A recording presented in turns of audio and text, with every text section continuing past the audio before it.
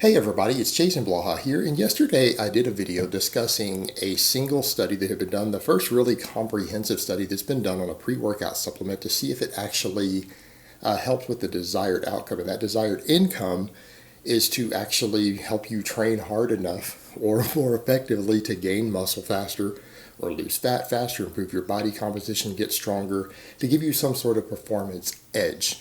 Not taking it just to take it, but taking it in the hopes that it's actually going to help you in some way. And some people came in and said, hey, how come you've said in the past that taking only a single study of something doesn't give you enough information to make any sort of change or to do something based upon?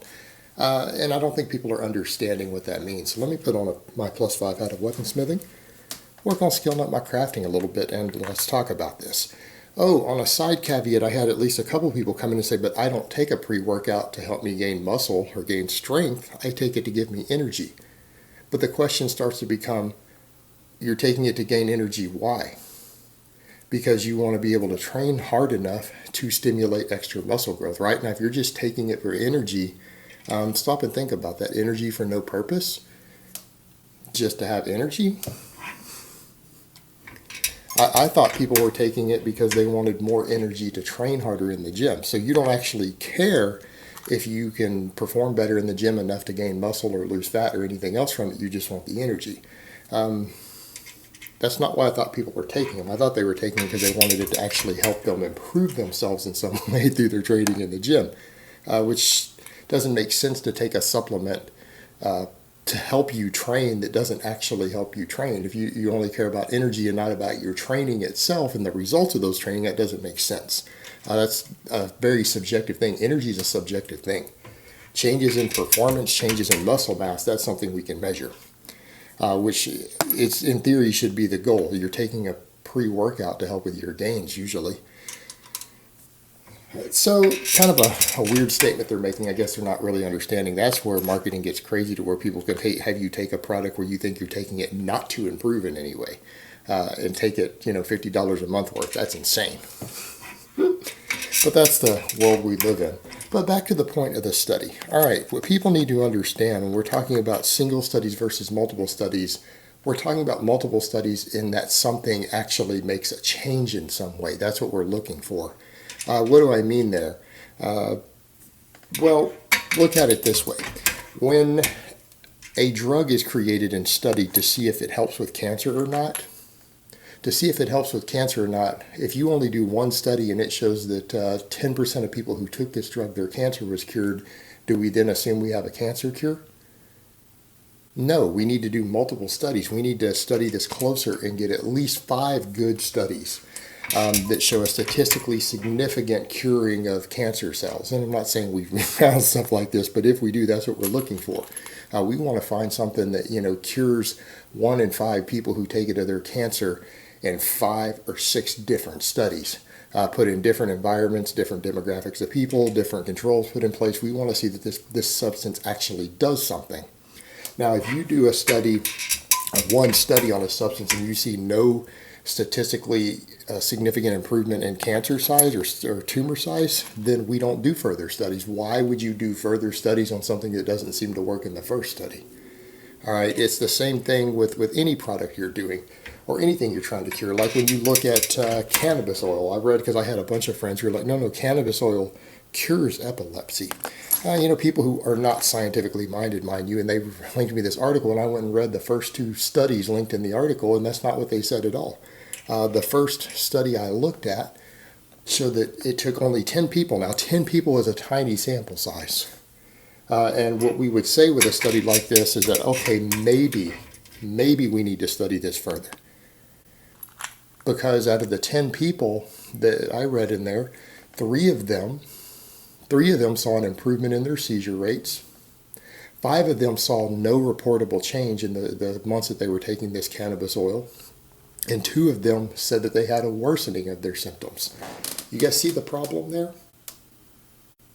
With such a small group, we had a pretty even mix. And people say, that's 20%, 30%, and 50%. No, with only 10 people, though, that could easily go any other direction.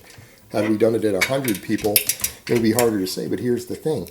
Some people would look at that study who don't understand statistics and say, aha, see, it improved it for 30% of people. Like, yeah, but it made it worse for 20%. This is a single study. We wouldn't jump up based upon this study if that's all we had and start buying cannabis oil for people's epilepsy. That would not be smart. Because it also, and again, this could be correlation. It could be that cannabis oil doesn't affect seizures in any way at all. This study doesn't give you enough information to determine that, right? Because 50% of people saw no change whatsoever. That's not very promising. But it could also be completely random, meaning that the people's seizures get better and worse even if they don't make any change in their life or don't take any drug. That's just the way various diseases go. They improve or worsen randomly for factors outside of our control. So if you only give the cannabis oil to 10 people and only half of them see a change, but that change is mixed, some good, some bad, that is actually a very strong possibility that this substance does nothing positive or negative for seizures, because 50% saw no change. This is one of those where we would look at it and be really skeptical at this point. Anyone who would look at this tiny group would say, we need to debate, okay, maybe we could do a bigger study on this, but this isn't looking very promising. That's how you would look at those statistics. If we took 100 people and got a similar spread again, we would say this product doesn't work. We would then say that cannabis oil probably doesn't help at all because it seems to be totally random. Because there were almost as many people who got worse symptoms as those that got improved symptoms. And if that's the case, it's clearly not the cannabis oil affecting it. Most people would look at that and they would have people who specialize in statistics look at that and break it down, and they would probably conclude it doesn't help based upon a spread like that. All right, so what happens when we go to something like a pre-workout? All right, your baseline is to not take a pre-workout at all. That's your starting position. And that's what we mean by a study. When we look at a single study, if you only have a single study that shows an improvement, and that's all you have, that isn't good enough to buy a product, and that is bad advertising, meaning it's poor ethics and it's false advertising if off of a single study you claim that a product works, right? That's what we're looking for.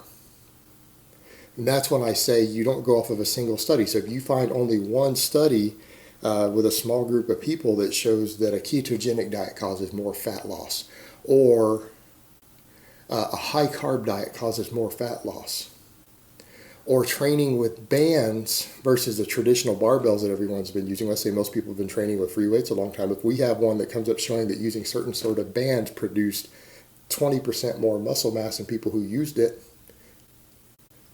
or we make some drastic change again. How about something risky like blood flow restriction training? You start tying bands around your arms and legs, and we only have one study that shows any benefit. That's not really significant enough for you to buy a product or make a change. Make a change that either costs you money, has risk, requires you to buy a product, buy a drug, buy an object. That's what we're talking about. Your baseline is to assume something doesn't work until it's proven to work. So when you have a single study that's done on something that hasn't been proven to work, here's the thing, there hasn't been strong evidence to show that something works, and you introduce a product and only one study comes out and it doesn't show an improvement, you're not basing your decision off of a single study, you're basing it upon the fact that there's no evidence that it works. So that's what we mean by the difference between a single study and doing multiple studies. Multiple studies is what you need to show that something actually makes a change. And it doesn't matter whether that change is some workout product, it doesn't matter whether that change is a drug that helps with a medical issue or helps with a symptom of a medical issue. What you're looking for is multiple studies to show that something actually works, because the default assumption is that something doesn't work until it's proven to work. Meaning, I could stand right here and take gunpowder out of one of these cartridges and tell you if you eat this gunpowder, it's going to make you stronger. It's going to help you build muscle mass. It might reduce the size of your tumors. All right, that's my hypothesis. Now, that would sound pretty absurd to most people that gunpowder. Well, you don't know what's in gunpowder, do you? If you know what's in gunpowder, maybe you could make an educated guess. but I have to prove that that works. Meaning I'm going to need multiple studies to show that eating this gunpowder reduces tumor size or increases muscle mass. The default assumption is something doesn't work until I prove it. Otherwise, I'm just being a con man trying to sell you guys gunpowder. Which again, most people will say, well, that's pretty stupid. Well, how is any of this other stuff any less stupid? People are selling you a random product not proven to help you build muscle, improve performance, anything else, and having people pay $50 a tub for it when it hasn't been proven. Is that any more stupid than me telling you to eat gunpowder? Not really.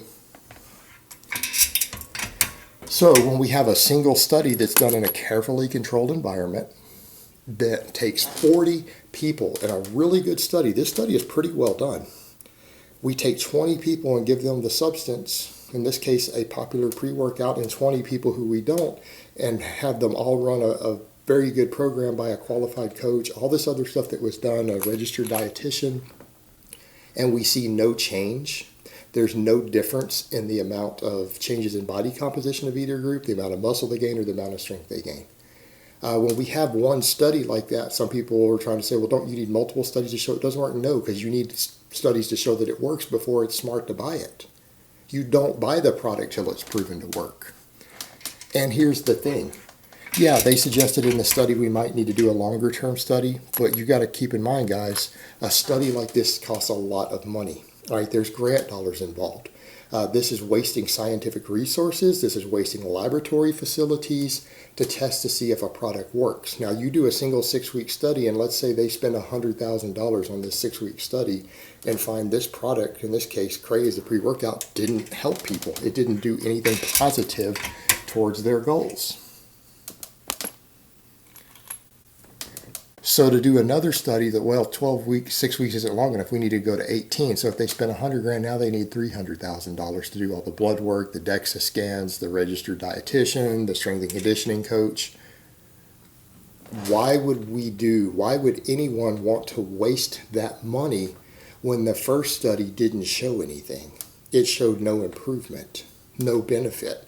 It starts to become stupid at that point to waste further money on a product that showed zero promise. Nothing. The first study showed it didn't do anything positive. Why would we want to do further studies? That's a waste of scientific resources. And this is a case to where you can take one study and say, no, we're done. Just like if I did a 6-week study, replicated the same study, and had everyone eat gunpowder every day. Eat gunpowder before you work out, and we showed no improvement, would we go do another study? Even if people who took it felt in their head would improve. I know when I ate the gunpowder, I just had a little more pop to my lips. You know, that was a joke, by the way. A little more pop to my lips. But then when we check the results, there was no improvement. Does it matter that those people felt that way? The psychological placebo effect they got wasn't enough to impact results down the road. Would we really be stupid enough to do another study? Do we need 5 studies, or do we look at this and say, no, we're done, this is bullshit?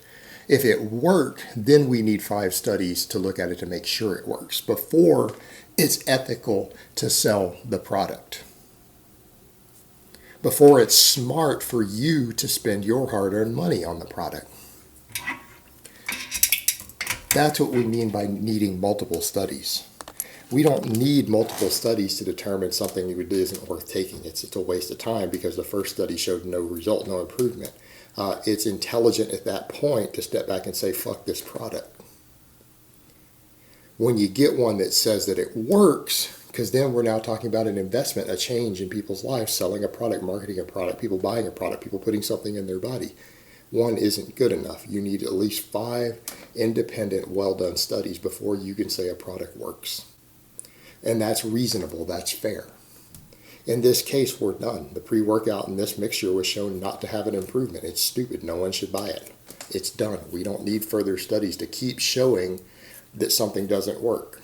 Just like we don't need 5 studies of me feeding you a spoonful of gunpowder every day and it not putting muscle mass on you before we realize it's fucking stupid. And that I was scamming you. All right, guys, but that's really all I have to say on that today. I hope it's been informative, and I will talk to you guys next time.